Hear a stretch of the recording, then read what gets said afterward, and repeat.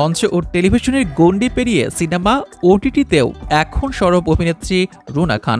কাজ দিয়ে সব শ্রেণীর দর্শকদের কাছে জনপ্রিয় হয়ে উঠেছেন তিনি। তবে এসবের বাইরেও তিনি একজন মডেল, যার ঝলক মাঝে মাঝে দেখা যায়।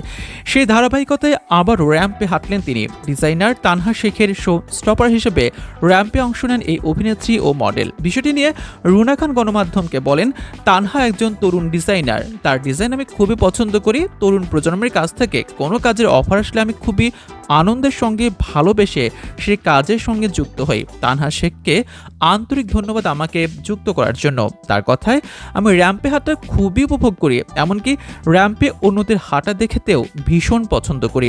এর আগে এই আলোকিতেই মাহিন খানের শো স্টপার হিসেবে খাদি উৎসবে র্যাম্পে হাঁটি, সেবারও ভীষণ উপভোগ করেছিলাম, এবারও তাই। তিনি আরও বলেন, আমার অভিনয়ের শুরুই নাগরিক নাট্য সম্প্রদায়ের সঙ্গে মঞ্চে অভিনয়ের মাধ্যমে, তাই আমি জানি দর্শকদের সঙ্গে সরাসরি সংযোগ হওয়ার বিষয়টি দারুণ রোমাঞ্চকর।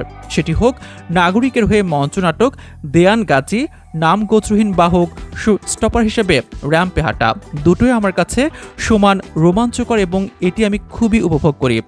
অভিনয় বা মডেলিং দুটোই তার কাছে সমান গুরুত্বপূর্ণ এবং দুটিকে আলাদাভাবে দেখেন না তিনি।